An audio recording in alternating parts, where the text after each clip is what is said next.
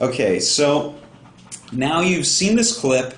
It is clear as day that this would be a travesty if Phoenix was forced to lose this game. Okay?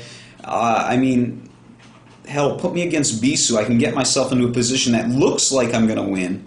You know, I mean, not saying that that's the same thing, but just because it looks like you're going to win doesn't mean you're going to. And it would just be so unfair to Phoenix if he got a loss for this game that that's just not how StarCraft goes. So let's just drop this all.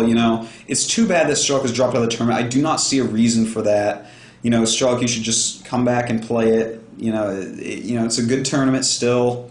There's a lot of money on the line, a lot of fame and prestige on the line.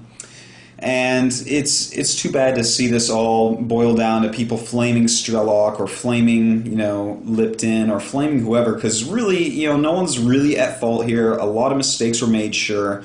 But in the end, we have the right decision, okay? You can't just screw over Phoenix because he can't as quickly tell people what his side of this event is, that he doesn't have as many contacts. And, this is the correct ending to it, okay? Phoenix should not have an auto loss for Game 2. There's just no way around that. So, let's kind of drop this whole thing, I think, as a community. There's no reason for it. There should be no ill will towards Strelok, I think. No ill will towards Daniel Lee or Lipton or Tasteless or Valor or Gum or myself or Phoenix or anyone involved. Everyone just, I think, wants for it to go as smoothly as possible and for the best player to win. For me, that's what StarCraft is. It's this competitive game. Let's have the best player win. We are not Kespa, okay? Just because you make a decision doesn't mean, or whoever makes a decision, if it's wrong, it should be retracted. And it's as simple as that.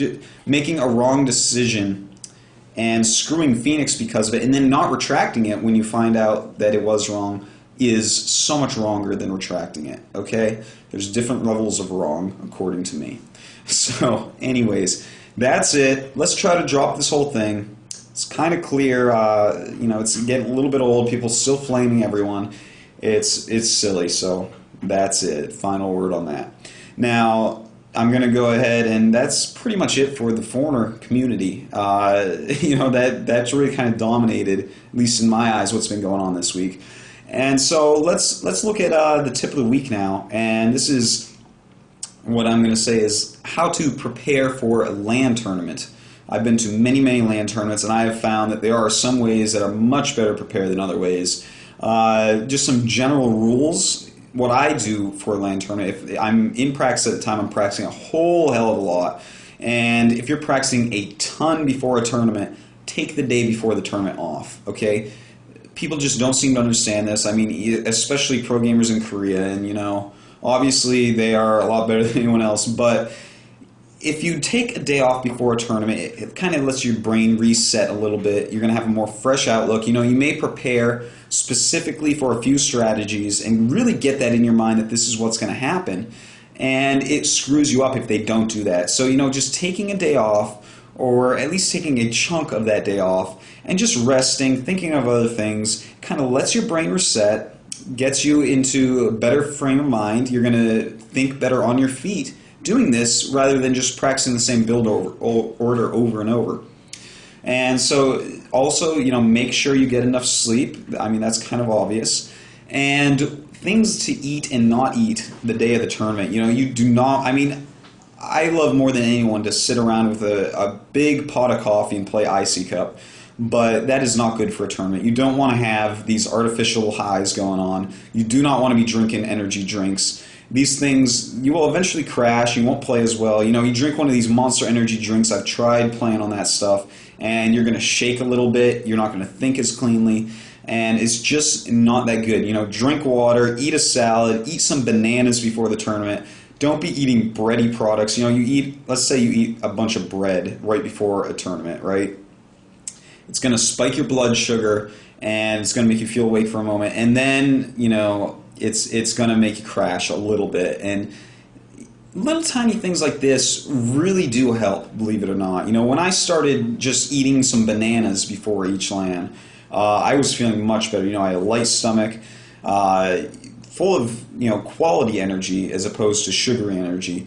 And it's a good way to go about it. It's healthy living anyways, so give it a try next LAN you're going to. You know, you don't want to just be pigging out on pizza, you know, not going to sleep and then drinking a Red Bull before the event. Even if, you know, day 9 is won USA Finals off Red Bulls, you shouldn't do it.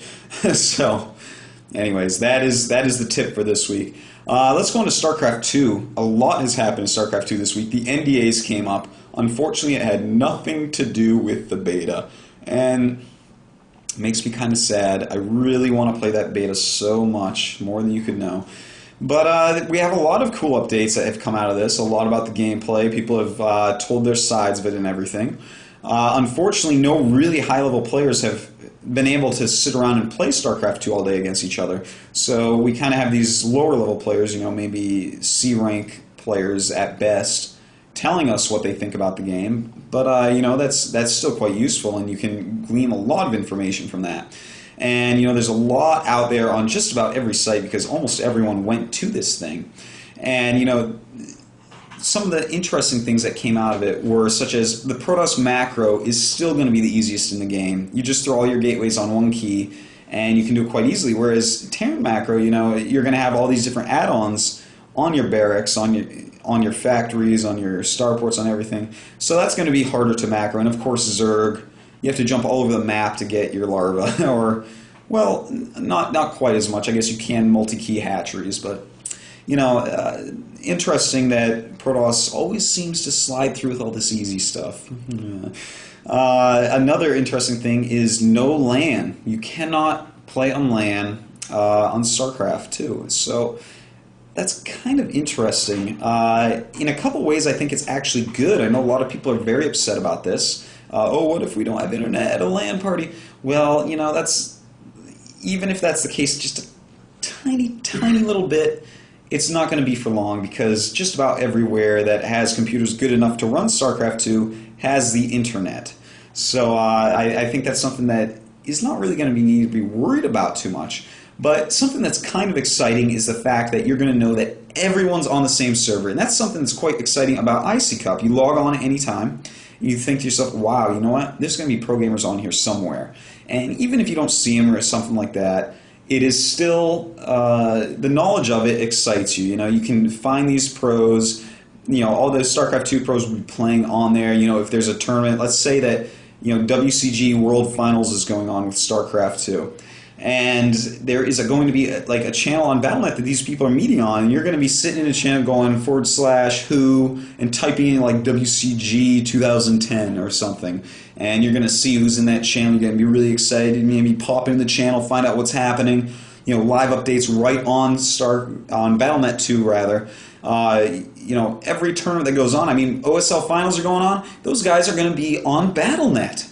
And that's kind of exciting. It kind of brings everything a little bit closer. And I don't know, at least for me, it excites me a little bit more to know that everyone is there. It's not split up amongst servers. You know, it was very annoying for me when I had friends on 3 or 4 servers at a time. Had to jump around multiple times all over the place. Everyone's like, oh, hi, bye, bye, hi, bye. You know, don't even have enough time to respond to all that. So just having everything on one gigantic server, going to be really cool, I think. And I'm not actually angry at all about no LAN support. So I just convinced myself while talking here that there's almost nothing wrong with having everything on Battle.net 2.0. And, you know, apparently there's going to be some great 9 things going on this new Battle.net. So we're going to have to wait and see exactly what it is. You know, this is kind of what's holding up the beta, so we all think. So hopefully they can get that all together, and we can start playing that beta and experience this amazingness of the new Battle.net.